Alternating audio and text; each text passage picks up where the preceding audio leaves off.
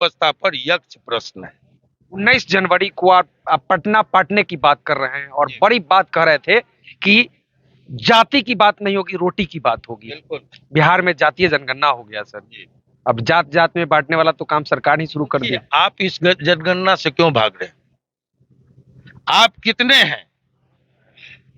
अगर इस बात को स्वीकार करने में हमको क्या गलती है? सरकार कह रही है जिसकी जितनी संख्या बारी उतनी उसकी हिस्सेदारी। तो इसमें भी कोई दोष नहीं, इसमें भी कोई दोष नहीं है कि जिसकी जितनी संख्या है उसको उतना हक मिले। इसमें दोष क्या है आप बताइए? हम इसको कतई नहीं, लेकिन ये पूरे देश के स्तर पर होना चाहिए। हिम्मत हो तो पूरे देश के स्तर पर करे। लेकिन हमको जो लोग भटकाना चाहेगा कि आरक्षण दे दिए, अब बैकलॉग है, आरक्षण मिल गया दलितों का और जीवन स्तर में कोई सुधार नहीं, बदलाव नहीं। आरक्षण मिल गया लेकिन पिछड़ों के आप लोग भटक जाते हैं। आप उन्हीं को कहिए, वो खुद तैयार होगा कि आरक्षण तो मिला, नौकरी क्यों नहीं मिली? आरक्षण तो मिला, रोजगार क्यों नहीं मिली? आरक्षण तो मिला, शिक्षा क्यों नहीं मिली? आरक्षण तो मिला, आर्थिक उन्नति क्यों नहीं हुई? कहाँ भटक गया? वही तो हम सवाल कर रहे हैं। यह आजादी कहाँ भटक गई?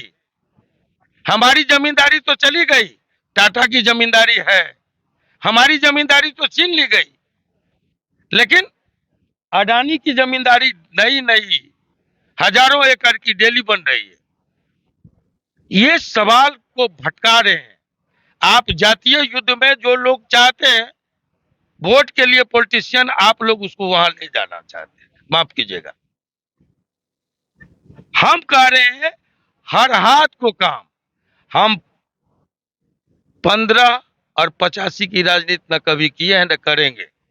जो आप बैकवर्ड और फॉरवर्ड की बात किए, मैं डंके के चोट पर कह रहा हूं, एक बार भी कोई उदाहरण दे दे कि आनंद मोहन किसी पिछड़े के खिलाफ खड़ा हुआ, बैकवर्ड कहकर किसी को प्रताड़ित किया हो, दलित कह करके किसी पर अत्याचार किया हो।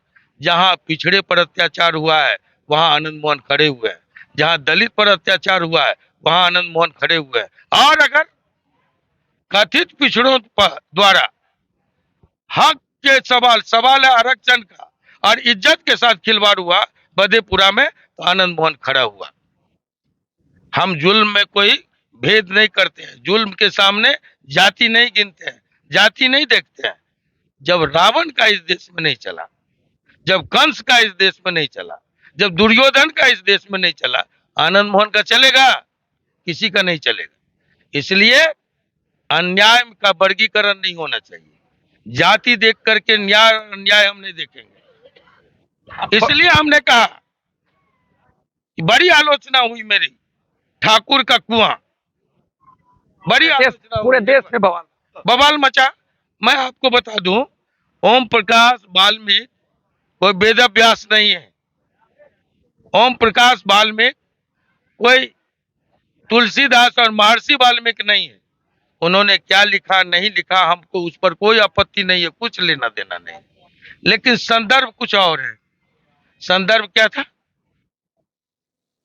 दलित महिलाएं, पिछड़ी महिलाएं, उनका हक, उसमें ठाकुर का कुआं क्या करने आए? ठाकुर का कुआं बिना संदर्भ के उसमें कैसे घुसे रहे? और ठाकुर का कुआं आप पूरा पढ़ दिए। ठाकुर असेंबली में बैठा हुआ है, ठाकुर लोकसभा के दहलीज पर बैठा हुआ है, ठाकुर न्यायपालिका में बैठा हुआ है। इस ठाकुर को मारो, ये कहां से उस कविता में है? तो यदि मिश्रा जी नेता कौन होते थे? पंडित जगन्नाथ मिश्रा जी नेता अपोजिशन, जब लालू जी सरकार में थे। मंत्रिमंडल में कौन थे? रूप नारायण झा, रघुनाथ झा। वो चुप रहे और आनंद मोहन कूद पड़ा। तो जब आपके लिए कूद सकते हैं तो अपने समाज के लिए भी कूदेंगे, मनोज अपमान के खिलाफ भी कूदेंगे। इस बवाल के बाद मनोज झा से कभी मुलाकात हुई कि नहीं? आप हम कभी मुलाकात, देखिए ऐसे नेतागिरी और भाटगिरी में बड़ी अंतर है ना। मैं भाटों आचरणों की परवाह कभी नहीं करता। मैं कभी इन लोगों को तरजीह नहीं दिया है। कहते हैं विद्वान आदमी है, आप प्रोफेसर लोगों से हमारा होंगे, कोई कोई बैर नहीं है। आप क्या करते हैं प्रोफेसर और शिक्षक लोग? रात में पढ़ते हैं, सुबह में बच्चों को पढ़ाते हैं। आनंद मोहन जो लिखता है वो सीबीएसई जैसी सम्मानित प्रतिष्ठान में बच्चे पढ़ते हैं और पढ़ते हैं, उससे डिग्री हासिल करते हैं, तो हम मूर्ख हैं और कोई विद्वान है। इसलिए हमने कहा कि विद्वान में और चालाक में बहुत अंतर है। अंतिम सवाल सर मेरा, आपने बड़ी बात कही है कि सरकारी नौकर्मियों का पेंशन बंद हो गया और विधायक सांसद ले रहे हैं। ले रहे हैं। मतलब जितनी बार विधायक बन रहा है, जितनी बार सांसद बन रहा है, बढ़ता जाता है। ये कब बंद होगा? आरक्षित सीट पर वही लोग लड़ते हैं चुनाव, लोकसभा और विधानसभा का, जिस पर बार बार वही लड़ रहे हैं। मतलब एक बार जो आरक्षित सीट से चुनाव लड़ जाए, उनको बंद होना चाहिए, उनका बंद होना चाहिए। देखिए, हमारे आरक्षण का जो सिद्धांत है ना, वो अभी ये सवाल खड़ा करके मैं इस लड़ाई को मोड़ना नहीं चाहता, किसी को लाभ और किसी को नुकसान पहुंचाना नहीं चाहता। लेकिन हमने कहा कि एक बार जो थानेदार और बीडीओ बन जाए और एक बार जो एमएलए एमपी बन जाए, थानेदार बीडीओ से लेके चीफ सेक्रेटरी और डीजीपी तक,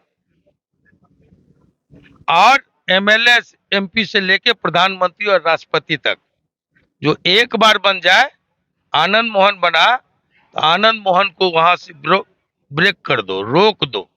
और आनंद मोहन का भाई जो है रतन, उसको दे दो, सगे भाई को दो, मेरा रुके। अगर ऐसा होता तो साइकिलिंग सिस्टम होता, सबको बढ़ने का। हाँ, कि एक ही व्यक्ति डीजीपी है, उसका बेटा एसपी है और उसका पोता इंस्पेक्टर है। ये परिवार में रुकता और दूसरे भाई को इसका लाभ मिलता, तो 77 साल में आगे दलित, पिछड़े, सबको सब तक हक पहुंचता। ये बहुत पहले जेल में हमने लिखा था ना, ये 77 आंदोलन की बात है, तब हमने लिखा था। हमारे कुलानंद यादव अकेला जी मित्र हैं, उनके पास अभी भी हमारी जेल डायरी रखी हुई। चलिए, इस वीडियो को हम यही समाप्त करते हैं। साहित्यकार, शिवहर के पूर्व सांसद अपनी बातों को मजबूती से रखते हैं और शिवहर के लोग कहते हैं, देखो देखो कौन आया, शेर आया, शेर आया। सर, ये आपका पूरे बिहार में बात है। ये देखिए, हम बहुत साधारण लोग हैं, जेल से निकले हैं, गरीब आदमी है ना, लोगों के बीच जा रहे हैं, रात दिन जा रहे हैं, अहरनी जा रहे हैं, और कोई हम शेर उड़ नहीं है ना? बस आम लोग आप ही के तरह आपके भाई हैं, बस बड़े भाई समझ लीजिए। चलिए, इस वीडियो पर आपकी क्या प्रतिक्रिया है, कमेंट करके जरूर बताइएगा। हमसे जुड़ने के लिए सर बहुत बहुत आपका भी बहुत बहुत धन्यवाद। तो इस वीडियो पर आपकी क्या प्रतिक्रिया है, कमेंट करके जरूर बताइएगा। इस वीडियो को फेसबुक के माध्यम से देख रहे हैं तो पेज को लाइक एवं फॉलो कीजिएगा। यूट्यूब पर देख रहे हैं तो चैनल को सब्सक्राइब कीजिएगा। वीडियो पसंद आया तो शेयर कीजिएगा। बहुत बहुत धन्यवाद।